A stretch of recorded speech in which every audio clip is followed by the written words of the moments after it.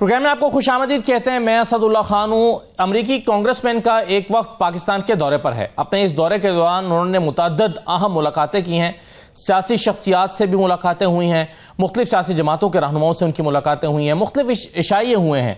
Pakistan Tehreek Insaf again इस मौजू पर एक मौजू बनी हुई है, इस मामले पर एक मौजू बनी हुई है। और Pakistan Tehreek Insaf embassy, American embassy की तरफ से बुलाए जाने वाले के इशारे में टॉप लीडरशिप का शिरकत ना करना एक सवालिया निशान बना हुआ है। बहस हो रही है कि क्या दावत मिली ही नहीं थी या पाकिस्तान तहरीक इंसाफ के रहनुमाओं ने गुरेज का रास्ता अख्तियार किया है। उसके बाद भी अहम एक इवेंट्स हुए हैं, इशारे हुए हैं जिसमें पीटीआई की लीडरशिप नज़र नहीं आई, लेकिन दूसरी सियासी जमातों के लोग मौजूद थे।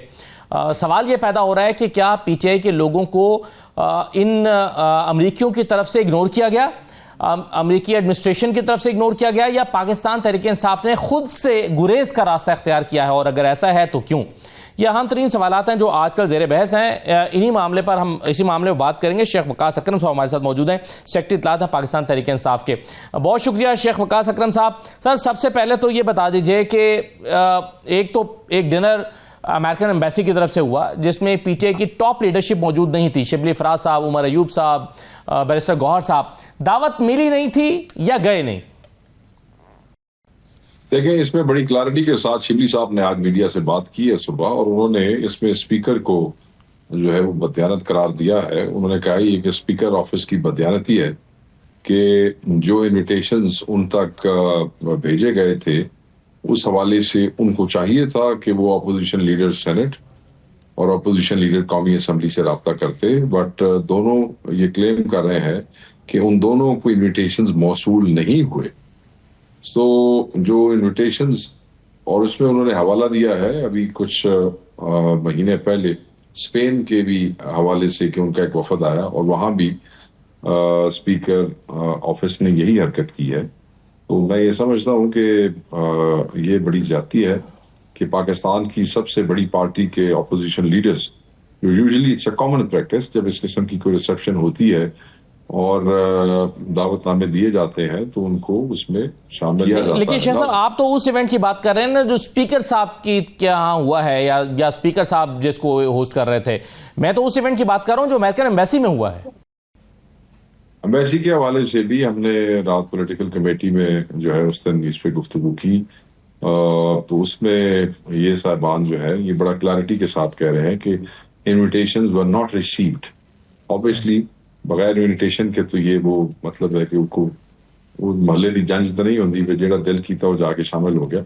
इन्विटेशन के साथ ही जाना था, and they are actually claiming के इन्विटेशंस जो थे वो नहीं मिले इनको। तो सर, ये तो फिर शेख साहब एक और तशवीश की बात नहीं होगी पीटीआई के लिए कि बाकी सियासी जमातों को बुलाया गया, तारिक फजल चौधरी साहब मौजूद थे, दानियाल चौधरी साहब मौजूद थे, यानी पीएमएलएन के लोग मौजूद थे, पीटीआई के लोगों को नजरअंदाज किया गया, उनकी टॉप लीडरशिप को बुलाया ही नहीं गया, आप ये कह रहे हैं? नहीं, मैं नहीं समझता कि मैं ये कह रहा हूं। मैं ये कहना चाह रहा हूं, अगर आप मुझे वक्त देते तो मैं आपको बताऊं जी कि जो वो क्लेम करते हैं वो ये कहते हैं कि हमारी तरफ से इन्विटेशन गए हैं, और आप देखें कि हमारे एक एमएनए बल्कि दो हमारे लोग जो है आतिफ खान और डॉक्टर अमजद, हाँ, ये उसमें शामिल हुए। वो ये क्लेम करते हैं कि बाकी लीडरशिप को भी एक्सटेंड किए गए। अब आप उनसे पूछ रहे हैं कि आप चेक करें ये मिसकम्युनिकेशन क्या है कि अगर दो एमएनए जिनके पास कोई ऐसा सब्सटैंशियल ओहदा भी नहीं है कि जिसपे बैठ के वो कोई ऐसी इनपुट दे सके वहां पे, अगर वो इनको इनविटेशन आता है और वो वहां पे शामिल होते हैं तो आप लोग क्यों नहीं हो सके? वो इंशाल्लाह आज उसके ऊपर हम देख रहे हैं कि क्या वजूहत है, वो आपसे शेयर करेंगे जल्दी। सो आप ये कह रहे हैं कि डॉक्टर अमजद और आतिफ खान साहब पर्सनल कैपेसिटी में उनको इन्विटेशन नहीं आया था, या पीटीआई को रिप्रेजेंट कर रहे थे, या फिर पर्सनल कैपेसिटी में गए थे? सर, ये दोनों नहीं, पर्सनल कैपेसिटी तो कोई भी नहीं होती ना एम्बेसियां दे विच। जब इस किस्म के लोग आते हैं तो आप किसी न किसी पार्टी के हवाले से बुलाए जाते हैं, वो अपने वहां यार दोस्त सज्जन नहीं बुलाए जाते। तो अगर वो भी गए हैं तो वो पीटीआई की कैपेसिटी में ही गए हैं। हम मुझे याद है, लेकिन आपकी फिर समझ में क्या आता है सर कि डॉक्टर अमजद को बुलाया जाता है, लेकिन बैरिस्टर गौहर जो चेयरमैन है या उमर अयूब साहब जो अपोजिशन लीडर हैं, ये लोग, इन लोगों तक इन्विटेशन पहुंचता ही नहीं है? ये कैसे हो सकता है? ये हमारे लिए बड़ा ही तशवीशनाक मामला है, क्योंकि अभी मुझे कुछ दोस्तों ने थोड़ी देर पहले बताया कि एम्बेसी जो ये क्लेम कर रही है कि हमने भेजे हैं, ये हमें बताया जा रहा है कि इनको वसूल नहीं हुए। बीच में गड़बड़ कहाँ हुई है, we are trying to find it out and will do that soon and आपसे हम शेयर करेंगे इंशाल्लाह। ठीक है सर, एक और डिनर भी हुआ है जो इमरान इगरा साहब ने, जो कि पीटीआई न्यूयॉर्क के वाइस प्रेसिडेंट हैं, और तनवीर साहब, इन्होंने होस्ट किया। इसमें भी पीटीआई के लोग शरीक नहीं थे, इसमें भी नहीं बुलाया गया था? नहीं, अगर वो होस्ट ही पीटीआई वाले कर रहे हैं तो फिर आप कैसे कहते हैं? ये अमेरिका है ना, पीटीआई पाकिस्तान की लीडरशिप, पाकिस्तान में डिप्लोमेटिक इनक्लेव में हो रहा है ये डिनर। तो मुझे इल्म में इस किस्म की बात नहीं है। मेरे पास दूसरी जो आपने बात की है वो तो ऑब्वियसली हमारे इल्म में है। तो अगर ये कोई प्राइवेट डिनर ऐसा होस्ट हुआ है तो मेरे वो इल्म में नहीं है कि ये क्यों नहीं गए, वो मैं इनसे जरूर आपको पूछ के बताऊंगा जी। देखिए ये चीज अभी जी कहिए। मैंने कहा ये चीज अभी उठ रही है और इस पे काफी सारे कंसर्न्स हैं, और कंसर्न्स का मतलब है कि this needs to be investigated properly what happened, we are doing that. Sir, एक तासुर यह है कि पीटीआई ने गुरेज का रास्ता इख्तियार किया और वो सीबीएम्स दे रहे थे। ये नहीं पाकिस्तान की मुक्तदरा को बताना चाहते कि हम अमरीकियों से लॉबिंग कर रहे हैं, उनसे मुलाकात कर रहे हैं। इस तरह का तासुर ना देने के लिए मजमूई तौर पर गुरेज का रास्ता इख्तियार किया गया है। ये एक बहस इस वक्त ये चल रही है, आप यकीनन इसको डिनाई कर देंगे? मैं यकीनन इसको इसलिए डिनाई करूंगा कि ये फजूल बात है और ये थर्ड क्लास किस्म का वो एक नैरेटिव है। इसलिए कि जब हमारी पार्टी ऑफिशियली जो है वो अपने डोसियर्स जो है, जो खान साहब ने खत चीफ जस्टिस को लिखा था, वो हमारी डिप्लोमेटिक एंगेजमेंट कमेटी हर एम्बेसडर को दे के आई है, जिसमें अमेरिकन एम्बेसडर भी शामिल है, उनकी एम्बेसी भी शामिल है, और उसमें तमाम एट्रोसिटीज और तमाम कत्ताल और तमाम गिरफ्तारियों का और तमाम ह्यूमन राइट्स वायलेशन का जिक्र है। जब हमारा डायस्पोरा जो है वो इस हवाले से इतना ज्यादा एक्टिव है, तो आप क्यों ये समझेंगे कि हमारे लोग नहीं है? नहीं, ऐसी कोई बात नहीं है। जो भी मिसकम्युनिकेशन है ये बड़ी ग्रेव किस्म की कोई कॉन्स्पिरेसी है, तो इंशाल्लाह विल गेट टू इट कि इसमें किसकी जिम्मेदारी है और ये किसने किया और क्यों किया और क्यों ये चीजें नहीं हुई। मगर इस सारे मामले को देखते हुए भी ये इंप्रेशन देना कि सीबीएम्स हैं और हम उनको मिलना नहीं चाहते, ये तो जरूर हो सकता है कि कोई इसलिए ना मिला हो कि आजकल ये जो माइन एंड मिनरल बिल के हवाले से कंट्रोवर्सीज है, जिस बिल को हमने इमरान खान साहब की इजाजत से, मुशावरत से और एतमाद से मशरूत कर दिया है कि खान साहब इजाजत देंगे, तो उस पे सोशल मीडिया पे वो बताते हैं कि जी शायद अमेरिकन के हवाले से ये सारी चीज, तो हो सकता है कोई इस हवाले से उनके साथ नजर ना आना चाहता हो कि भाई ये कल ही सोशल मीडिया जरा आज कह रहा है कि तुसी क्यों नहीं गए मिलन वास्ते, यही कह अच्छा फिर तुसी माइंस बेचण वास्ते गए सो, तुसी ऐसे अमेरिका के हवाले करने वास्ते गए सो। हो सकता है किसी का ये स्टांस भी हो, बट ये 1-2 दिन में पता चल जाएगा। शेख साहब, माइंस एंड मिनरल बिल्स का आपने जिक्र किया, इसमें क्या इशू क्या है जिसको आप डिस्कस करना चाहते हैं इमरान खान साहब से? मजमूई तौर पर आप नोट लेना चाहते हैं उनकी, या इसमें कुछ ऐसी कंट्रोवर्शियल चीजें हैं जो आप डिस्कस करके फैसला करना चाहते हैं? ये तो खैबर पख्तूनख्वा की हुकूमत के नुमाइंदे करेंगे। हम तो बहसीयत पार्टी उस बिल के ऊपर पॉलिटिकल पार्टी अपनी फाइंडिंग दे चुकी है, पॉलिटिकल कमेटी, और फाइंडिंग यही है कि इमरान खान की मर्जी के बगैर, इमरान खान की मुशावरत के बगैर बिल पास नहीं होगा। ये हमने फाइनल करके तो हमने उनको, हुकूमत को जो है अपनी, उनको बता दिया है और उन्होंने इसे एग्री किया है और वो जाके खान से शेयर कर लेंगे। आज या कल में अली बिन गंडापुर साहब की इमरान खान से मुलाकात का कोई इम्कान मौजूद है? आज भी हम सुन रहे थे कि शायद आज मुलाकात हो जाएगा, आजकल में मुलाकात होने वाली है। आज तो फिर नहीं हो सकी ना जी, तो आज वाला तो काम गया। हाँ। तो कल वो कोशिश कर रहे हैं, कल परसों शायद उनको मुलाकात, क्योंकि उनको भी अदालतों के अहकामात के बावजूद मुलाकात में जो है वो आसानी नहीं है, उसलिए उनको भी कोशिश करनी पड़ती है। ही इज ट्राइंग कि उनकी कल परसों मुलाकात हो जाए। वैसे ही wanted today, but I think Sheikh साहब, आप नहीं समझते कि पाकिस्तान तहरीक इंसाफ इस वक्त सिर्फ एक ही चीज में उलझ के रह गई है और पूरी तवानाइयां एक चीज पे लगी हुई है, और वो है इमरान खान साहब से मुलाकात, उसका तरीक़ाकार, उसकी लिस्टों का इजरा, उसके लिए कमेटियां तश्कील देना, फिर फैसले करना, खान साहब से मुलाकात के लिए उनसे अप्रूवल लेकर आना, वो फिर बनाकर वो फिर जेल हुकाम तक पहुंचाना। ये पूरा प्रोसेस इतना कॉम्प्लिकेटेड हो गया है कि इसके अमल की अंजामदही के लिए पीटीआई की पूरी तवानाइयां सर्फ हो रही हैं। रोजाना आप एक लिस्ट बना देते हैं, अगले दिन मुलाकात होनी होती है, मुलाकात होती नहीं है, फिर अगली मर्तबा नई लिस्ट बन जाती है। पीटीआई क्यों इतना उलझ के रह गई है इस सारे मामले में? नहीं, पीटीआई तो उलझ के नहीं रहेगी, मगर जब ऑपरेशनल हैजर्ड्स आएंगी तो उनको रिमूव करना भी पीटीआई का काम है। अब अगर वो मुलाकातें अपनी मर्जी से करवा रहे हैं और अदालत के हुक्म के मुताबिक हमारी दी हुई लिस्ट पे नहीं कर रहे, तो ऑब्वियसली हम उसको सॉर्ट आउट करने की कोशिश तो करेंगे। उसको उलझना तो नहीं कहेंगे, बल्कि उसको ये कहेंगे कि things are being sorted out. चले वो उलझन के बाद सॉर्ट आउट हुई है, ये भी अच्छी बात है, क्योंकि एक बहुत तनाव का शिकार रही है पार्टी इस हवाले से। सलमान अकरम राजा, बैरिस्टर गौहर, अली जफर साहब, अभी फैसला शेख साहब क्या हुआ? जितना टैक्सिंग माहौल है ना अब्दुल्ला भाई, जितने केसेस हैं, जो बेचारे दोनों हैं, उनके अपने जाती केसेस हैं, खान साहब के केसेस हैं, पार्टी वालों के केसेस हैं, दोनों वकील हैं, सुबह अदालत शाम अदालत, जेल आगे पीछे, इंसान है, लॉयर्स हैं, ह्यूमन बीइंग्स हैं, एजिटेट हो जाते हैं कई दफा। तो उसी उन्होंने इंसान होने का कुछ क्रेडिट तो दे ही छोड़ोगे, वो भी इंसान ने बेचारे, they can also lose temper some time, it's not a big thing. बिल्कुल सही है। तो अभी सर क्या तय हुआ है शेख साहब के, अगर लिस्ट के अलावा किसी को दावत दी जाएगी कि आइए आप मिल लीजिए, तो वो नहीं जाएगा, इनकार कर देगा, ये तय हो गया है? जी, ये पॉलिटिकल कमेटी ने यही फैसला किया। बिल्कुल सही है। तो अब चाहे वो चेयरमैन हो या अली अमीन गंडापुर हो, किसी को इस्तिस्ना नहीं होगा। देखें जी, वो हुआ ही है फैसला, मैं आपको एक्सप्लेन कर देता हूँ कि 6 आदमियों का नाम तय होता है हमेशा, यही अदालत के उसमें है जी। तो 6 आदमियों में से अगर वो कहते हैं जी कि 3 को मिलने देंगे और 3 को नहीं मिलने देंगे जी, वो 3 जरूर मिलेंगे जिनको मिलने देंगे। बाकी जिन 3 को नहीं मिलने देंगे उनकी रिप्लेसमेंट वहां कोई डिसाइड नहीं करेगा। ठीक है, मतलब उसके अलावा कोई नहीं मिलेगा, वो 3 मिलकर आ जाएंगे, चाहे 6 लोगों की मुलाकात ना हो, लेकिन उस गैप को फिल कोई और नहीं करेगा। जी, ऐसे यही फैसला किया है जी सियासी कमेटी ने, जिसमें सलमान अकरम राजा साहब भी मौजूद थे, जिसमें बैरिस्टर गौहर साहब भी मौजूद थे, और जिसमें सारे मौजूद थे जो पॉलिटिकल कमेटी के। सर ये बताइए कि आज अखबार में एक खबर छपी है और बड़ा हाईलाइट होकर छपी है, और उसमें दावा किया गया है कि गुज़श्ता नवंबर को एक अमेरिका से आई शख्सियत ने इमरान खान साहब से बहुत तवील मुलाकात की, और वो शख्सियत अब भी अपना किरदार अदा कर रही हैं, अब भी राब्ते में हैं, और इस्टेब्लिशमेंट के साथ राब्ते जो हैं वो हो रहे हैं। क्या पीटीआई को इस बात का इल्म है, या ये मुलाकातें पीटीआई की मुशावरत से हुई हैं? नहीं, मेरे इल्म में तो नहीं है, पीटीआई के इल्म में नहीं है कि कोई अमेरिका से आके खान साहब को मिल गया।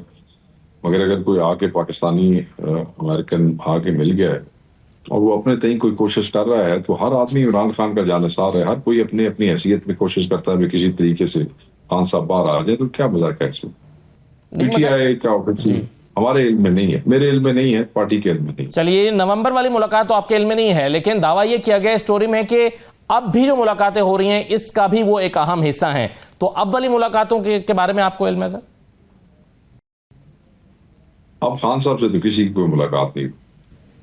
अच्छा, तो ये यानी आप फिर एक तरह से तर्दीद कर रहे हैं इस खबर की? ना, कोई मुलाकात नहीं है, हमारे इल्म में नहीं है। साड़ियां अपनी मुलाकात नहीं होती भैया, तुम साढ़े को सर आपकी मुलाकातें गैर अहम होंगी ना, ये अहम मुलाकातें हो रही हैं। चंगे रह गए जी, मतलब है कि जो चेयरमैन और सेक्रेटरी जनरल नहीं मिल रहे हो, गैर अहम लोग ने जान दे तुसी असदुल्ला भाई जान सर गैर अहम मैंने इन्वर्टेड कॉमर्स में कहा है ना, आप लॉन्ग डिस्टेंस बैठे हुए हैं इसलिए आपको पता नहीं चल रहा। ये गैर अहम और अहम भी तो आजकल इसकी डेफिनेशन अलग अलग है ना। और सर मुझे ये बताएं, मैं पिछले चंद दिनों से देख रहा हूँ ये पाकिस्तानी मीडिया के पास इसके अलावा कोई और टॉपिक कोई नहीं है। तो अच्छी बात है, हमें भी चाहिए टेंशन। हमारी प्रेस कॉन्फ्रेंस तो आप लोग दिखाते नहीं है, हर चैनल जो है खान को डिस्कस करे, हमारी तो कामयाबी इसी में है अल्हम्दुलिल्लाह, वो आप कर रहे हैं। मगर कोई मिलता है, कोई नहीं मिलता है, कोई एक बारी मिले, कोई 20 बारी मिले, अगर वो खान को छुड़ाने वास्ते कोशिश कर रहा है भाई, वो बड़ी मेहरबान करे और करे। सर ये शिकवा तो पीएमएलएन वाले हमसे करते हैं कि जी आपके पास पीटीआई के अलावा कोई और मौजू नहीं है, आप बिजली पे बात करें, महंगाई पे बात करें, मुल्क के मसाइल पे बात करें। ये आप भी अब शिकवा कर रहे हैं कि इमरान खान के अलावा कोई और मौजू क्यों नहीं है? ना, आपने मेरी बात गलत, मैं शिकवा नहीं कर रहा, मैं तो बड़ा खुश हूँ कि ये जो कम अज कम आप ये मेहरबानी करते हैं, बट कभी कोई साढ़े चंगे जी साड़ी वो है वो भी लोगों नाल शेयर कर लिया करो। सिर्फ साड़ी पार्टी में तुसी पतलूना ही छिकते रहते हो, और भी मतलब सज्जे कर लिया करो।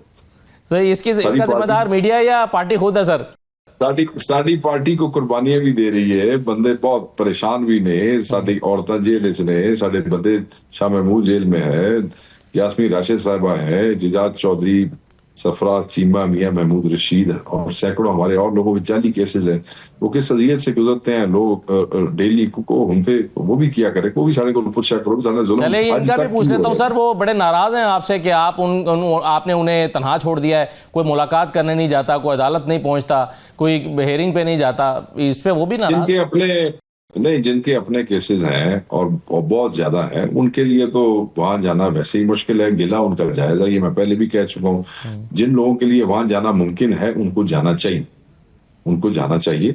और जो लोग, मेजोरिटी लोग तो खुद बेचारे, अब मेरे पे 45 प्लस 48 एक मुकदमात ने कई मेरे अरेस्ट वारंट निकले हुए ने, तो मैं तो जा नहीं सकांगा। ठीक है, ऑब्वियसली मैं अपना भी वेखांगा, राजा साहब है नानू जाना चाहिए, वो मिले भी नहीं मेरे ख्याल से।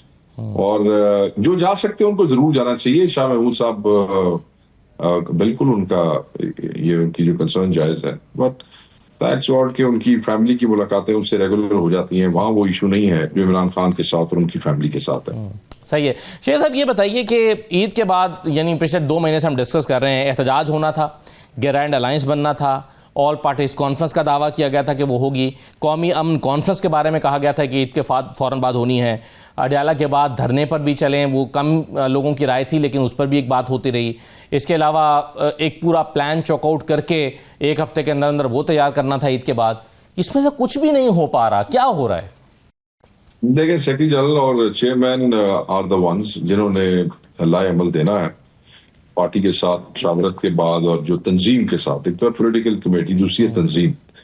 ये जिम्मेदारी होती है किसी भी पार्टी में कि वो दे, तो वो उस पर काम कर रहे हैं दोनों। और कुछ बीच में मामलात ऐसे आए हैं, हर्डल्स क्रिएट हुई हैं जिससे चीजें उस तरह शेप अप टाइमली नहीं हो सकी। बट अब 15 तारीख गुजर जाएगी तो मौलाना साहब का भी जो रिप्लाई है वो भी आ जाएगा। जीटीए के साथ मामला मुकम्मल हो चुके हैं। उसके बाद ये अपना मुश्तरका लाएमल अनाउंस कर देंगे। मुश्तरका नहीं करते तो कोई ना कोई लाएमल तो अनाउंस करेंगे इसी में, इनएक्टिविटी तो नहीं हो सकती है। तो वो क्योंकि जिम्मेदारी उन दोनों की है, जैसे ही वो मुझसे कोई चीज शेयर करेंगे मैं अपनी जिम्मेदारी पूरी करते हुए आपसे इन दोनों की जिनकी जिम्मेदारी इनकी, आपने सुलह करा दी है सर? इनके ये ताल्लुकात बहाल हो गए हैं? और सर जफियां पपियां सब कुछ करा छड़े, तुझे क्यों पुरानी खबर आते गल ठीक है। मेरी इतला ये थी ना कि आज फिर बड़ी गर्मा गर्मी सलमान अकरम राजा साहब और पार्टी के लोगों में चल रही है। मेरी इतला ये है, आप जाहिर है आपसे मैं सवाल इसलिए नहीं कर रहा कि आप कहेंगे आज मैं सुबह ऐसी खबरें पढ़ रहा था कि मैं हैरान होंदा भी ये हो की रहे इस मुल्क के सोशल मीडिया ले कर की रहे, इतनी ज़ईफ, इतनी कमजोर बेबुनियाद खबरें। टाइम भी आना था पाकिस्तान तहरीक-ए-इंसाफ पे कि सोशल मीडिया से भी पीटीआई के शिकवे शुरू हो जाने थे सर। नहीं, मेरे शिकवा नहीं है। मैं देखो शिकवा केड़ी गल है, कोई इस किस्म के एलिमेंट्स होंगे ने, हमेशा होंगे ने, पहले भी होंगे सन, मगर अजीबो गरीब खबरें। मसलन मैं आपको बताता हूँ, ये खान साहब जो हमारा एलामिया आया पॉलिटिकल कमेटी का, उसमें एक हिस्सा तो वो है जो पॉलिटिकल कमेटी ने डिसाइड किया, असदुल्ला भाई, ठीक है, कि जी मुलाकातें जो है उनका ये प्रोटोकॉल डिसिप्लिन होना चाहिए ताकि फ्यूचर में कोई ऐसी बकबक जो है वो ना क्रिएट हो। दूसरा हिस्सा वो था जो इमरान खान साहब की वर्बेटम हिदायत आई थी, जो खान साहब की अंदर से हिदायत आई थी, जिसमें ये था कि भाई वो एक तो ये इश्यूज जो है आप इसको खत्म करें, पेटी इश्यूज है, कोई उन पे मीडिया पे ना ले जाए, नहीं तो हम उसको शो कॉज करेंगे, अब फिर भी बंदे का बच्चा नहीं बनता तो फिर फारिग करेंगे, फारिग से मुराद है कि एक्शन लेंगे। और उसमें यह था कि इस सारी उस कंफ्यूजन से बचने के लिए खान साहब की तरफ से हुक्म था कि भाई ये सारे जो भी आएगा वो तहरीरी बयानात या अगर कोई मैसेज हुआ तो लेके सेक्रेटरी इंफॉर्मेशन को देगा, वो एक आदमी बाद में खुद ही अनाउंस करेगा और बताएगा। ये फैसला पॉलिटिकल कमेटी का नहीं है, ये इमरान खान साहब का जाती हुक्म है जी। मगर अज मैं खबरों वेख रहा सा, वो बंदे मैनू जुड़े हुए सन, मैं चलो अल्लाह जानदा भला करे। अकल तो बात देखो ना सर, साढ़े पंजाबी कहते हैं अकल तो बात तो मौजा ही होंदी है। हाँ। वो अकल तो मौजा ने आजकल। बिल्कुल सही है। चलिए इस सोशल मीडिया के बारे में तो ये इल्जाम जो है वो हुकूमत लगाती रही ना कि ये बेलगाम सोशल मीडिया पीटीआई ने खड़ा किया और तख्लीक किया है। तो मैं बेलगाम नहीं कर सर, एलिमेंट्स हमेशा देखें तुसी और साडी ते सोशल मीडिया वो ना कराओ, सोशल मीडिया साडी ताकत है, साडे अपने बच्चे ने, मगर ਉਹਦੇ ਵਿੱਚ ਜਿਹੜੇ ਹੈ ਨੂਨ ਲੀਗੀਏ ਘੁਸਪੈਠੀਏ ਬੇਰੂਪੀਏ ਜਿਹੜੇ ਨੇ ਮੁxtਲਿਫ ਨਾਵਾਂ ਨਾਲ Singh is king and champion is फलाना ते ढींगना ते जिन्हां दे विच इतनी भी इखलाकी जरूरत नहीं है कि अपने असली ना ना ला सकन। तो इस किस्म के लोग भी तो आ जाते हैं। नून लीगिया टाइप जो है वो पीटीआई की 50 पोस्टें लाइक की तो उसके बाद पीटीआई पे करने लग गए, ऐसे भी लोग हैं ना, तो अगली गल कर रहे हैं। सही है सर। आखिरी सवाल यह है कि आपने एक बॉयकॉट मुहिम चलाई थी तरसीलात ज़र के हवाले से। मार्च 2025 में तरसीलात ज़र 4.1 अरब डॉलर का रिकॉर्ड तोड़ गई हैं और इस पर गवर्नमेंट बड़ा खुश है और कह रही है कि जी पीटीआई की ये मुहिम बिल्कुल यकसर मुस्तरद हो गई है। जनवरी, फरवरी, मार्च तीनों के आदाद शुमार आप उठा के देख लें। क्यों ओवरसीज पाकिस्तानियों ने आपकी इस अपील को मुस्तरद कर दिया? नहीं, ये मुस्तरद वाली बात नहीं है, इसका हमें बैलेंस देखना पड़ेगा, फिर मैं आपके साथ बात करूंगा। अभी तो ये है कि 18 लाख से ज्यादा पाकिस्तानी पिछले 1-1.5 साल के अंदर पाकिस्तान छोड़ के चले गए और ऑब्वियसली वो डिग्रियों वाले लोग थे, वो स्किल्ड लेबर थी, ब्रेन्स थे पाकिस्तान के, वहां गए हैं तो ऑब्वियसली गए इसीलिए कि रोटी कमा के अपने घर में बाद बेचें। तो 18 लाख आदमी वो थे जो अचानक बाहर से रेमिटेंसेस भेजने वालों में शामिल हो गए। ना कि ये वजीर आजम बैठ के मातम करे कि 18 लाख आदमी पाकिस्तान छोड़ के चले गए। ये यहाँ पे खुश हो रहे हैं कि उनके वहां बाहर जाने से जो पैसा वापस उनकी फैमिलीज को आ रहा है उस पर ये कह रही है बल्ले बल्ले साड़ी रेमिटेंस बात की। तो ये जरा इस पे कॉम्प्लेक्स है, इस पे इन डेप्थ बात करेंगे आप। चलिए, बहुत शुक्रिया। शेख वकास अकरम साहब हमारे साथ मौजूद थे, पाकिस्तान तहरीक इंसाफ के सेक्रेटरी इत्तलात। कई चीज़ों पर उन्होंने रिस्पॉन्ड किया है, ख़ास तौर पर इस हवाले से जो कॉन्ट्रोवर्सीज चल रही हैं कि क्या पाकिस्तान तहरीक इंसाफ की टॉप लीडरशिप को अमरीकी कांग्रेसमैन से मुलाकात के लिए बुलाया नहीं गया या उन्हें इन्विटेशन पहुँचा नहीं है या कहाँ पर कौन से इवेंट पे स्पीकर साहब जो हैं उन्होंने कन्वे नहीं किया, उस पर तफसीलात उन्होंने बताई और तफसील से रोशनी डाली है। एक छोटा सा ब्रेक लेते हैं, ब्रेक के बाद वापस आते हैं।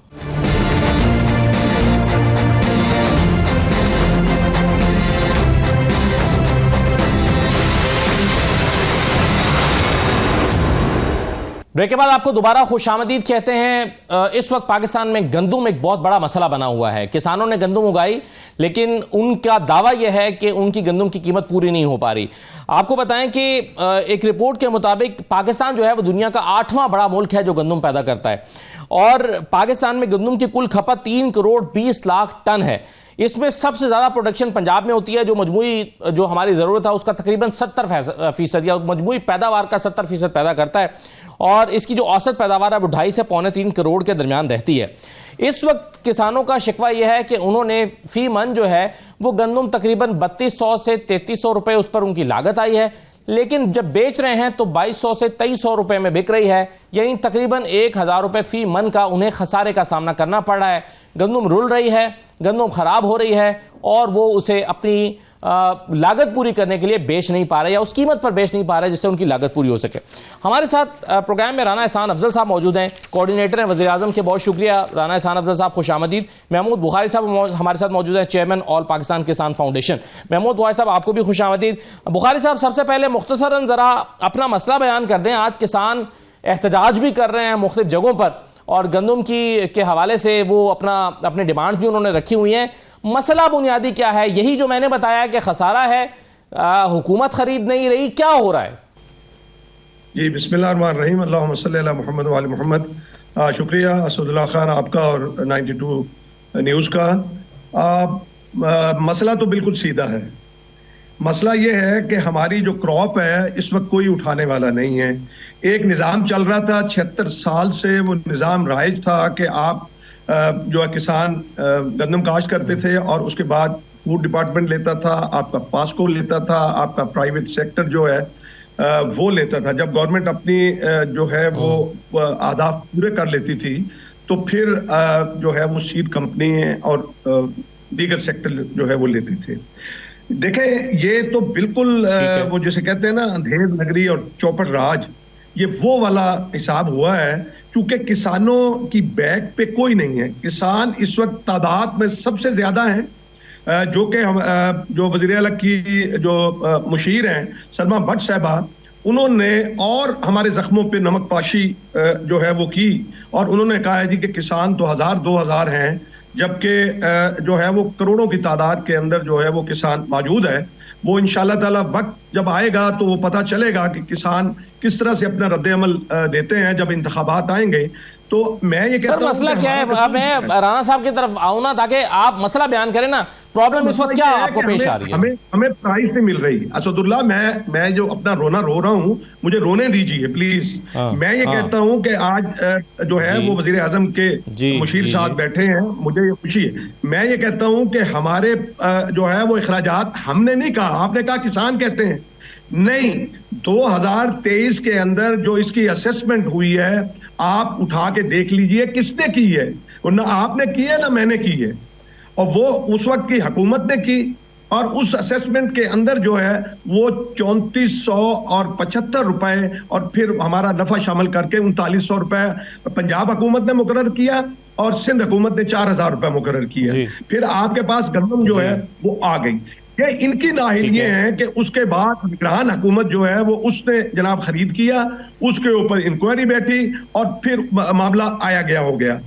यानी पहले भी किसान मारा गया, पहले पंजाब गवर्नमेंट ने ये कहा पिछले साल के जी हम खरीद करेंगे। देखिए, एक निजाम चल रहा था, उसको अगर तब्दील भी आप ठीक है बुखारी साहब, आप ये आपका पहला जो पॉइंट है ना, प्राइस आपकी नहीं मिल रही, आपकी ईल्ड अच्छी नहीं हुई, आपको पैदावारी लागत भी नहीं मिल रही और पैदावार भी अच्छी नहीं हुई है इस मर्तबा। मैं ये दो चीजें पहले राणा साहब के सामने रख दूं, फिर मैं आपके पास वापस आता हूं। राणा साहब, आपके ख्याल में ये गलत है दावा किसानों का कि भाई उनकी तो 3300 रुपए कॉस्ट आई है, क्योंकि यूरिया महंगी है, डीएपी महंगी है, बिजली महंगी है, कॉस्ट उनकी ज्यादा आई है, और अब उनकी गंदम कोई 2200-2300 से ज्यादा में खरीद नहीं रहा। ये दावा ठीक है? पहले ये बता दीजिए। बिस्मिल्लाहिर्रहमानिर्रहीम। बहुत शुक्रिया असदुल्ला साहब। देखिए, इसमें दो तीन चीज़ें मैं आपको क्लियर करना चाहता हूँ कि वफाक का जो रोल है, मुख्तलिफ जो आपकी एग्रीकल्चर आउटपुट्स हैं, उस हवाले से national food ministry of national food security होती है। तो जो वफाक का जो पराया होता है या जो उसका मैंडेट होता है, वो इंश्योर करना होता है कि फूड सिक्योरिटी को इंश्योर किया जाए, और अगर वीट की कोई ऐसी शॉर्टेज है कि जिससे कहत साली हो सकती है, तो फिर हम जो है वो उस वीट की शॉर्टफॉल को इंपोर्ट के जरिए जो है वो केटर करें। आपके जितने ज़्यादातर जो सवालात हैं कि वीट की प्राइसिंग, देखें जितना मुझे नॉलेज है, ये एक तो प्रोविंशियल सब्जेक्ट है, लेकिन सूबे ने इस चीज का जो है वो फैसला किया कि अब वो मिनिमम सपोर्ट प्राइस नहीं देगा, और जो एक साइकिल था जिसमें आप वीट को प्रोक्योर करती थी हुकूमत, उसको स्टोर करती थी और फिर उसको इशू करती थी, उसमें जो बुनियादी मसला है वो ये है कि उसमें हुकूमत बहुत सारे लॉसेस इनकर करती थी। एक तो बैंक से आप कह रहे हैं कि मार्केट जो है वो डिमांड एंड सप्लाई के मुताबिक खुद तायुन करे। आपका काम सिर्फ फूड सिक्योरिटी है, हमारा काम जो है वो गवर्नमेंट की यानी एक खास नर्ख मुकर्रर करके उस पर गंदम खरीदना नहीं है।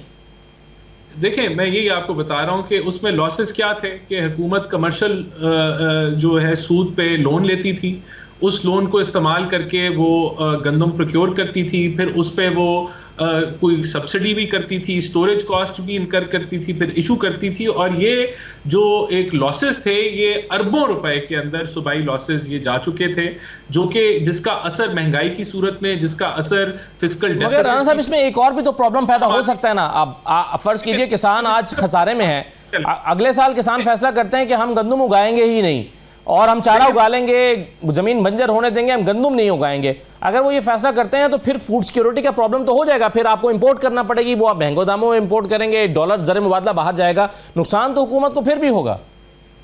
देखें, लेकिन आपने ये देखा कि जिन चीज़ों के अंदर हुकूमत की इंटरवेंशन नहीं है, मिसाल के तौर पे आपकी मकई है और दीगर आपके जो है वो राइस है, जिनमें सपोर्ट प्राइस जो है हुकूमत नहीं देती, उन फसलों की आउटपुट जो है वो दुनिया के अंदर जो एक एफिशिएंट यील्ड्स हैं उसके बराबर है या उसके करीब। जिस जो फसल के ऊपर हुकूमत की इंटरवेंशन है, आप कॉटन ले लें, आप वीट ले लें, वो तबाह हुई है। और वहां जो यील्ड्स हैं, आप देखें, इनसे पूछें कि क्या यील्ड है एवरेज, अब 30-32 मन की यील्ड है एवरेज। इसका मतलब है कि जो जहां हुकूमत पड़ी वहां इनएफिशिएंसीज आई और वो यील्ड आपकी दुनिया से आधी से भी कम है। तो अब हम ये समझते हैं कि क्योंकि गवर्नमेंट ने डीरेगुलेट इसको किया है तो वीट की आउटपुट जो है वो मजीद बढ़ेगी। और देखें, आप मकई के अंदर ले लें तो वहां अब आप पोटैटो ले लें तो वहां तो किसान को कोई लॉस नहीं है, वो बड़ा वहां सरप्लस है और वो एक्सपोर्ट भी किया जाता है। और जो है वो फिर भी उसकी प्राइसेस जो है वो बड़ी मुनासिब रहती हैं और उसके अंदर एक अच्छी इनकम है। तो मैं समझता हूं कि ये क्योंकि हुकूमत ने अभी ये 1 साल ही हुआ है इस इक़दाम को, तो एक मार्केट में हिलजुल है, एक कंफ्यूजन है, एक अनसर्टेनिटी है, लेकिन ये चीजें लॉन्ग टर्म में पाकिस्तान के मफाद में फायदा होगा। ठीक है, चलिए मैं सर आपने जो बातें की हैं बिल्कुल सही है, मैं बुखारी साहब के सामने रख देता हूं। बुखारी साहब, हुकूमत का मौक़िफ़ ये है कि हम हर जो क्रॉप है, मेरा पर्सपेक्टिव जो है, आखिरी बात, मेरा पर्सपेक्टिव वफाकी हुकूमत के हवाले से जी ठीक है, बिल्कुल सही है, क्योंकि उसकी बिल्कुल सही है, आप फूड सिक्योरिटी के पॉइंट ऑफ व्यू से बात कर रहे हैं और बाकियों पर आपका एनालिसिस भी है। बुखारी साहब, ये बात तो बिल्कुल एक वजह मालूम होती है कि क्यों गवर्नमेंट सपोर्ट प्राइस मुकर्रर करे और फिर महंगी गंदम उठाए, जबकि आपके पास डिमांड एंड सप्लाई के मुताबिक मार्केट का तयन इस गंदम को खुद करना चाहिए।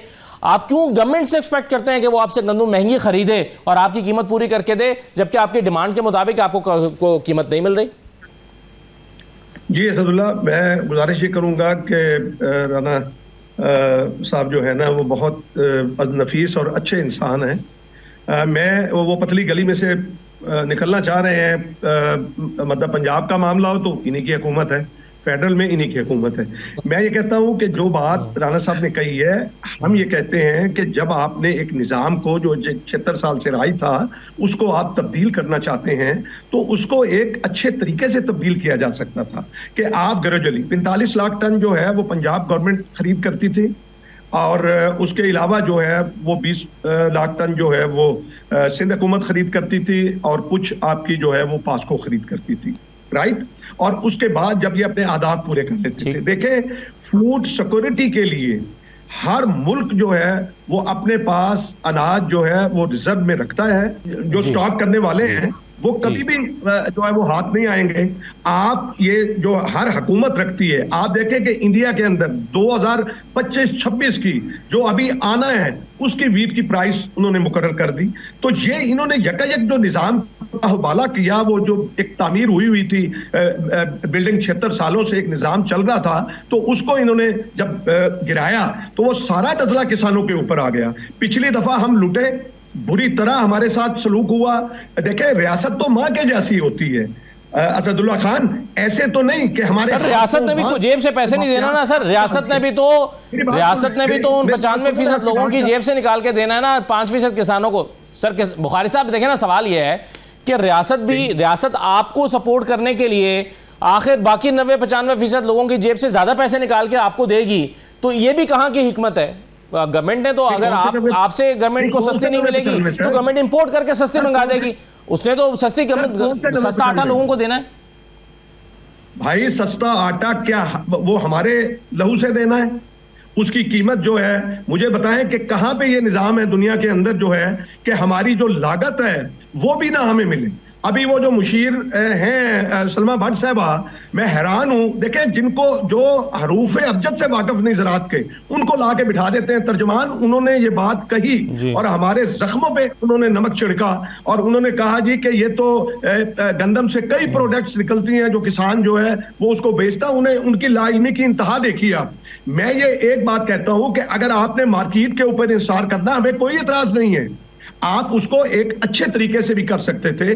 आज मुझे बताएं, जब ये रोटी का जो है वो तयन करेंगे और आटा बकौल आपके के सस्ता करेंगे तो वो तयन तो गंदम का हो गया, फ्री मार्केट तो ना हुई।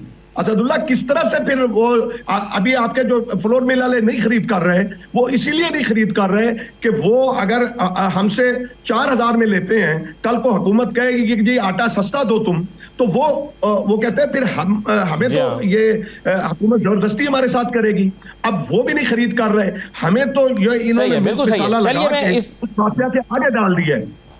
हम ये कहते हैं, हमारा मुतालबा ये है कि आप ग्रेजुअली राणा साहब, आप मसला ये है 25 लाख टन खरीद करते ग्रेजुअली करते आप, राइट, चलें आप, बिल्कुल सही है सर। भाई ये राणा साहब जो बुनियादी सवाल किसानों का है वो ये कहते हैं कि भाई इसको ग्रेजुअली कर लेते, और आप इस बात का भी तो ख्याल रखें कि आप इस बात के जिम्मेदार हैं कि आपने फूड सिक्योरिटी को यकीनी बनाना है, तो उनको सस्ता यूरिया और सस्ता डीएपी भी तो मुहैया करें। और दूसरा ये है कि कल को अगर आपको इंपोर्ट करना पड़ती है, किसान गंदम उगाना बंद कर देते हैं, तो भी तो कीमती ज़र मुबादला बाहर जाएगा, वो भी तो मुल्क का एक नुकसान ही है। ये पहलू क्या हुकूमत ने सोचा है?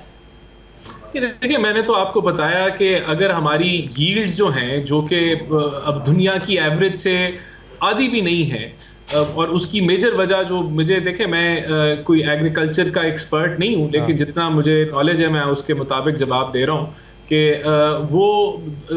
उसकी मेजर वजह ये है कि ये प्राइवेट सेक्टर के हाथ में नहीं है, और अगर ये प्राइवेट सेक्टर में जाता है वीट, तो इस चीज़ की उम्मीद की जा रही है कि ये यील्ड जो है ये डबल हो जाएंगी। तो फिर तो आपके पास वाफर गंदम होगी लॉन्ग टर्म में, जो आपको इंपोर्ट नहीं करनी पड़ेगी। और देखें, जिस तरह मैंने आपको मिसाल दी पोटैटो के हवाले से, जो कॉर्न है उसके हवाले से, कि वो दुनिया की एवरेजेस को आप मीट कर रहे हैं क्योंकि प्राइवेट सेक्टर के हवाले आपने छोड़ी हुई। इसी तरह कॉटन आपके सामने, कॉटन के ऊपर जो है वो यील्ड्स हमारी ना, जो क्वालिटी है वो किसी तरफ है। तो ये चीज़ें जब ये प्राइवेट सेक्टर इसको अपनी मर्जी से करेगा डील, तो उसमें बेहतरी आएगी। हम समझते हैं यील्ड्स बढ़ेंगी और इसके अंदर एफिशिएंसी पैदा होगी। तो देखिए, बात वही है कि अब मैं यहाँ जो है मैं पतली गली से नहीं निकल रहा, मुझे वाकई ये मेरा सब्जेक्ट नहीं है उस तरीके से बराह रास्त। बिल्कुल सही है। सलमा भट्ट साहबा जो रेलेवेंट जो है वो इसकी तर्जुमान है, उनको हमने दावत दी है, वो आज शायद उनकी मसरूफियत थी, लेकिन हम कोशिश करेंगे कि एक आध दिन में वो भी हमें ज्वाइन करें और उनका मौक़िफ़ हम ले सकें, ताकि पंजाब का ज्यादा वाज़ेह तौर पर मौक़िफ़ आ सके। राना साहब, लेकिन इसके बावजूद आपने इस पर अपनी राय का इजहार किया, हुकूमत का मौक़िफ़ भी किसी हद तक पेश किया। बहुत शुक्रिया आपका प्रोग्राम में शिरकत करने के लिए। महमूद बुखारी साहब, आपका भी बहुत शुक्रिया। एक छोटा सा ब्रेक लेते हैं, ब्रेक के बाद वापस आते हैं।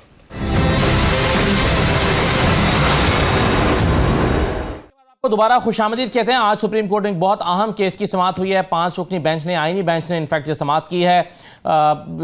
इस्लामाबाद हाई कोर्ट के 5 जजेस की तरफ से ये सीनियरिटी के मामले पर ये दरख्वास्त आई है। इस्तदा की गई है कि ये ट्रांसफर जो है ये दुरुस्त नहीं है, जजेस की जो मुख्तलिफ हाई कोर्ट से ट्रांसफर होकर इस्लामाबाद हाई कोर्ट में आए। और ये भी इस्तदा की गई कि जस्टिस सरफराज डोगर साहब को और बाकी दोनों जजेस को काम करने से रोका जाए जब तक ये नहीं हो जाता, और सीनियरिटी को डिसाइड किया जाए। ये आज इस्तदा की गई और उस पर फिर नोटिस जारी कर दिए गए हैं जस्टिस सरफराज डोगर साहब समेत बाकी लोगों को भी, और अटॉर्नी जनरल्स को, जुडिशल कमीशन को, और बाकी जो दीगर फरीक हैं इसमें। अब मेरे साथ रियासती आज़ाद साहब मौजूद हैं और हाफिज एहसान साहब मौजूद हैं, दोनों ही माहिरीन आईन और कानून हैं, और इस मामले पर इनकी राय इसलिए भी बड़ी अहम है कि आज अदालत में इस समाअत के मौके पर दोनों शख्सियात मौजूद भी थीं और ख़ुद आर्गूमेंट्स इन्होंने वहाँ पर बैठ कर सुने। मैं रियासती आज़ाद साहब, बड़ी सीधी सीधी बात जस्टिस मोहम्मद अली बदर साहब ने की। उन्होंने कहा कि जनाब 4 चीज़ें होनी चाहिए। जो जज आ रहा है उसकी कॉन्सेंट है, जहां से आ रहा है उस चीफ जस्टिस की कॉन्सेंट है, जहां पर आ रहा है उस चीफ जस्टिस की कॉन्सेंट है, और चीफ जस्टिस ऑफ पाकिस्तान की कॉन्सेंट है। चारों कॉन्सेंट्स मौजूद हैं। क्या एतराज है किसी को? बिस्मिल्लाहिर्रहमानिर्रहीम। आप आर्टिकल 200 को पढ़ें तो क्या उसके अंदर ये चीज़ प्रोवाइडेड है कि जो जज ट्रांसफ़र हो के आ रहा है उसने कितने टाइम के लिए वहाँ रहना है, किस पर्पज़ के लिए आ रहा है। चूंकि AIR 1994 जो इंडिया की एक जजमेंट उसमें होल्ड किया गया, शरफरीदी केस जो 1989 कराची है, और उसके अलावा 1996 सुप्रीम कोर्ट अल जार्टस वर्सेस फेडरेशन ऑफ पाकिस्तान, उसके अंदर ये होल्ड किया गया है for the interest of general public. बात यह है कि देखिए, जो जज तैनात था, आप शेड्यूल 3 देखें ना, आइन के अंदर दिया गया है, हर सूबे की हाई कोर्ट का जो ओथ है उसके अंदर लिखा हुआ है जज ऑफ पंजाब, जज ऑफ बलोचिस्तान। तो ये तो जज ही वहां के, जब तक वो सर ये तो ये तो सीनियरिटी वाला इशू है ना, मैं इस पर तो बात में आता हूं। पले तो ट्रांसफर वाले की बात कर रहा हूं कि चैलेंज किया गया कि ट्रांसफर ही दुरुस्त नहीं है। ट्रांसफर कैसे दुरुस्त नहीं है? 4 लोगों की कॉन्सेंट मौजूद है, आर्टिकल के अंदर ट्रांसफर हो सकती है, लेकिन उसकी बेस पे उसको सीनियरिटी नहीं दी जा सकती। हमारा मौकफ ये, और आइन भी ये कहता है, उसको विद मेलाफाइडी इस्तेमाल किया जा रहा है। जज को ट्रांसफर कंसेंट देते हैं, आर्टिकल 200 मौजूद है, प्रेसिडेंट के पास अख्तियार है, कर सकते हैं, लेकिन वो क्यों होनी चाहिए? क्या ये मकसद उसके अंदर कहीं लिखा है, कोई जब इनिशिएट हुआ है कि जी फॉर व्हाट पर्पज? इसका मकसद आर्टिकल 200 का एक बहुत असर वाजे है, वो ये है कि let's suppose Islamabad high court में एक टैक्स मैटर 2 जजेस साहबान सो रहे हैं, डिवीजन बेंच हो रही है, दोनों में डाइसेंट आ गया है। अब तीसरा कोई कॉम्पिटेंट उस फील्ड का जज अवेलेबल नहीं। आप किसी भी हाई कोर्ट से आप चीफ जस्टिस एक रिक्वेजिशन भेजें, आप कह रहे हैं सदर पाकिस्तान को वो भेज सकते हैं और वो केस डिसाइड करके वापस चले जाएंगे। ये नहीं है कि किसी घर में बंदा मेहमान आए और उस घर का मालिक बन के बैठ जाए, ये नहीं नहीं हो सकता। ठीक है। हाफिज साहब ये बताइए, अब नईम अख्तर अफगान साहब ने जो सवालात उठाए हैं 3-4 बड़े इंपॉर्टेंट, और जिसमें से इशारा भी कर दिया रियासत साहब ने, वो ये है पहला सवाल कि एक जो हल्फ होता है एक जज का, वो क्या उस हाई कोर्ट के लिए हल्फ होता है या सारी हाई कोर्ट के लिए होता है? तो फिर वहां पर पढ़ा गया वकील साहब की तरफ से हल्फ, और उसमें लिखा था कि मैं बतौर जज high court Punjab province, Punjab के लिए हल्फ उठा रहा हूं। तो वो फिर इस्लामाबाद में या सिंध में कैसे अप्लाई हो सकता है? यहाँ हल्फ जरूरी नहीं है? बिस्मिल्लाहिर्रहमानिर्रहीम। असद, एक तो ये है कि आज़ाद साहब ने जितने भी जजमेंट्स का रेफरेंस दिया है वो पर्टिकुलरली आर्टिकल 200 से रिलेटेड कोई भी एक जजमेंट जो है वो नहीं है, या इंडियन जजमेंट भी इस रेफरेंस से नहीं है। दूसरा ये है कि जितने भी आपका ये ट्रांसफ़र ऑफ जजेस का कॉन्सेप्ट पाकिस्तान में नया नहीं है, इंडिया में भी है, बांग्लादेश में भी है, दुनिया के तकरीबन 100 ममालिक ऐसे हैं जहाँ के ऊपर सुपीरियर कोर्ट के जजेस को ट्रांसफ़र किया जा सकता है। हमारा जो 1973 का कॉन्स्टिट्यूशन था उसकी और इंडियन कॉन्स्टिट्यूशन की लैंग्वेज एक थी, और वो ये थी कि प्रेसिडेंट ऑफ पाकिस्तान जो है किसी भी शख्स को ट्रांसफ़र कर सकता है। 1974 के अंदर उसके अंदर सेकंड अमेंडमेंट आई कॉन्स्टिट्यूशन की, उसके अंदर जिस जज को लेके आना था उसकी कॉन्फ्रेंस आ गई, और उसके बाद फिर आपसे मेरा सवाल ट्रांसफर से मुताल्लिक मैं एक सुन आपसे मेरा सवाल नए हल्फ से मुताल्लिक है। मैं, और उसके बाद फिफ्थ अमेंडमेंट आई जिसके अंदर ये आया कि चीफ जस्टिस जो थे जिस जगह आना था या जिस जगह से उसने पहुंचना है उन दोनों की कॉन्सेंट थी। अब ये है कि इंडिया के अंदर 34 इस वक्त सुपीरियर कोर्ट के जजेस जो हैं वो ट्रांसफर हुए हैं। अब 3 प्रिंसिपल जो हैं वो पूरी दुनिया के अंदर एक है, कोई भी आपको एक जजमेंट नहीं मिलेगी जो इससे डेविएट करे। नंबर 1, सुपीरियर कोर्ट के जज को ट्रांसफर किया जा सकता है। नंबर 2, उसके लिए सेकंड ओथ का कोई कॉन्सेप्ट नहीं है, क्योंकि उसने जो ओथ लेना है वो कॉन्स्टिट्यूशन का लेना है, हाई कोर्ट का बिल्डिंग का नहीं लेना। उसने कॉन्स्टिट्यूशन का एज ए जज ऑफ द हाई कोर्ट उसने लेना है, उसने लिया। और तीसरा उसकी सीनियरिटी है। अब ये तीनों चीजें जो है, मगर क्या उन्होंने हल्फ लेते हुए कहा कि मैं पंजाब की हाई कोर्ट यानी प्रोविंस पंजाब की हाई कोर्ट है, यानी जो कि लाहौर हाई कोर्ट है, उसका हल्फ उठा रहा हूं? देखिए, जब आपकी अपॉइंटमेंट होती है तो आपकी अपॉइंटमेंट होती है under article 194 of the constitution as a जज ऑफ द हाई कोर्ट। अब उसके बाद आपकी जो फर्दर एलिवेशंस होती है वो उस कंसर्न में चले जाते हैं। कोई पेशावर चला जाता है, कोई लाहौर चला जाता है, कोई कराची चला जाता है, कोई बलोचिस्तान चला जाता है। अब उसके बाद यह है कि आर्टिकल 200 के अंदर यह है कि जज को ट्रांसफर किया जा सकता है। अब यही वो प्रॉब्लम है कि हमारे दोस्त जो हैं इनकी ख्वाहिश ये है कि कॉन्स्टिट्यूशन को रीराइट किया जाए, कॉन्स्टिट्यूशन के अंदर इंसर्शन की जाए, और वो इंसर्शंस हमारे पास 2 जजमेंट्स आ चुकी हैं।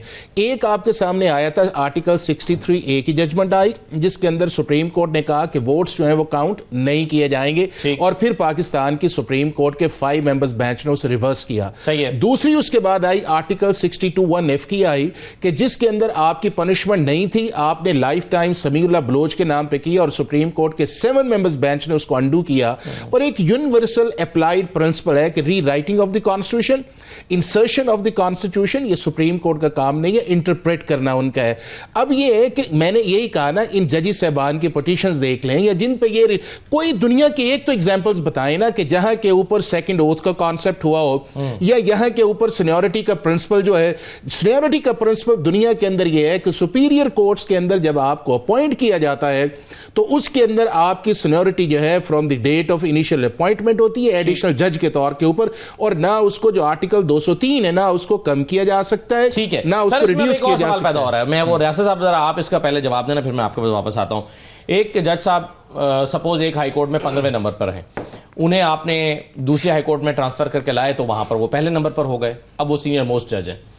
अब अगर उनको दोबारा ट्रांसफर कर दिया जाए पहले वाली अदालत में, तो क्या वो दोबारा 15वें नंबर के जज होंगे या वहां पर जाके वो पहले नंबर के होंगे? आपका सवाल आंसर करने से पहले मेरे भाई ने जो फरमाया कि जो मैंने जजमेंट्स किए पेश किए वो ट्रांसफर के हवाले से नहीं, जो 1994 है वो हाफिज साहब आपने पढ़ लेनी। उसके अंदर इंडियन जजमेंट के अंदर ये होल्ड किया गया था कि जो ट्रांसफर होगी वो for the purposes of interest of general public होगी। ये इंडियन जजमेंट है। बाकी तो जो जजमेंट्स मैंने दिए, अब देखिए आपने तो जुडिशियल स्ट्रक्चर ही चेंज कर दिया। शरफरीदी केस की रोशनी में और 1996 सुप्रीम कोर्ट की रोशनी में एक जज जैसे अब आपके सवाल की तरफ आ जाए तो वहां से उठा के लाए, मुझे बताएं ये इन्होंने प्रिंसिपल री राइटिंग कॉन्स्टिट्यूशन कहां है? मुझे बताएं री राइटिंग कॉन्स्टिट्यूशन तो ये है जो इन्होंने रोल एज्यूम कर लिया, which is not mention in the constitution. आपने एक जूनियर जज को उठा के यहां पे लेके जो यहां के सीनियर जजेस थे उनके ऊपर आपने बिठा के उसको सीनियरिटी दे दी। ये आपने प्रिंसिपल कहां से इन्फ्लुएंस कर लिया? आप साहब एक चीज ये बताएं कि ये तो चलिए आपके पास समझ आ गई कि भाई अगर आप किसी को सीनियर जज को उठाकर दूसरे हाईकोर्ट में ले जाएंगे, वहां पर वो जूनियर मोस्ट बन जाएगा, तो कौन ट्रांसफर होकर आना चाहेगा? उनकी सीनियरिटी के साथ ये जाती होगी। लेकिन जहां आप लेकर आए हैं उन सबको एक एक पॉइंट नीचे कर देना, उनके साथ भी तो जाती होगी। नहीं देखिए, बात ये असद सीधी सी ख्वाहिश पे तो चीजें नहीं न चल रही कि जी मेरी ख्वाहिश ये है कि ये होना चाहिए, मेरी ख्वाहिश ये किताब है ना, नहीं ये कॉन्स्टिट्यूशन है ना। आर्टिकल 200 के अंदर कहां लिखा हुआ है कि सीनियरिटी प्रिंसिपल जो है वो चेंज हो जाएगा, या सीनियरिटी प्रिंसिपल जो है उसको डेविएट किया जाएगा, या सीनियरिटी प्रिंसिपल जो है वो वहां पे आएगा कि जब आप उसको ट्रांसफर कर जाएंगे वो लोएस्ट पे आएगा। कॉन्स्टिट्यूशन तो ये कहता है ना, आर्टिकल 200 में भी है कि उसके पर्क्स प्रिविलेजेस, उसकी सीनियरिटी लो डाउन नहीं की जाएगी। उससे आगे भी ये आता है, आर्टिकल 203 के अंदर भी है, 4 के अंदर भी है कि उसे कम नहीं किया जाएगा। हमारी अब ये, चूंकि अब ये है कि हम स्पेसिफिक सिचुएशंस के अंदर स्पेसिफिक इश्यूज जो है वो हाईलाइट करते हैं और अपनी ख्वाहिश के मुताबिक उसको रिजल्ट्स लेके आते हैं। अब मैंने आपसे 3-4 चीजें जो कही वो ये है कि इंडिया के अंदर 34 जो थे, इंडिया के अंदर जो आपकी स्टेट की हाई कोर्ट्स है ना, स्टेट का बंदा ओथ लेता है, उसके बाद जो है उसने दूसरी 34 जज इंडियन हाई कोर्ट्स के अंदर प्रेसिडेंट ऑफ इंडिया ने with the consultation of chief justice की, और वहां के ऊपर उस जज की कॉन्सेंट भी रिक्वायर्ड नहीं है, सिर्फ वो रिप्रेजेंटेशन कर सकता है आर्टिकल 122 के नीचे। कोई एक एग्जांपल बताएं कि इंडियन स्टेट कोर्ट के हाई कोर्ट के जज ने जो है जब दूसरी जगह उसे ट्रांसफर किया गया है तो उसने उस हाई कोर्ट का ओथ लिया हो कि जी पहले मैं दिल्ली का था, अब मैं जाके महाराष्ट्र का लेता हूं।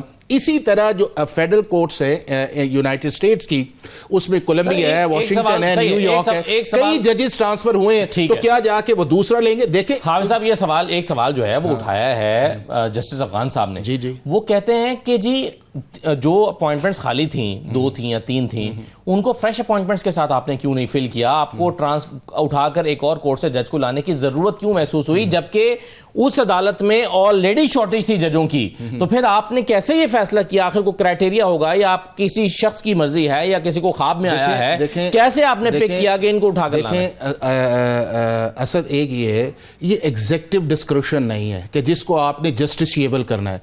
अगर प्रेसिडेंट ऑफ पाकिस्तान की सिर्फ अलोन डिस्क्रिप्शन होती तो ये जस्टिसिएबल थी कि जी प्रेसिडेंट ऑफ पाकिस्तान को क्या इल्हाम आया कि उसने किया। अब इस प्रोसेस के अंदर कॉन्स्टिट्यूशन ने 3 लोगों को इन्वॉल्व कर दिया, प्रेसिडेंट को कर दिया, जहां से उस जज ने आना है उस चीफ जस्टिस को कर दिया, जिस जगह जाना है उस चीफ जस्टिस को कर दिया, और उसके बाद यह है उस जज की कॉन्सेंट आपने ली। अब 4 जगह जब आपकी कॉन्सेंट आ गई, यहां तो फिर कॉन्स्टिट्यूशन के अंदर डाल देना कि प्रेसिडेंट जो है या ये जो आर्टिकल 200 है इसके अंदर आपको रीजनिंग देनी जाएंगी। आपके सामने ही आज वो ऑब्जर्वेशन आई कि किस जगह लिखा हुआ है कि आपके मुल्क की जो जुडिशियल अपॉइंटमेंट्स हैं वो पब्लिक इंटरेस्ट के अंदर होती हैं।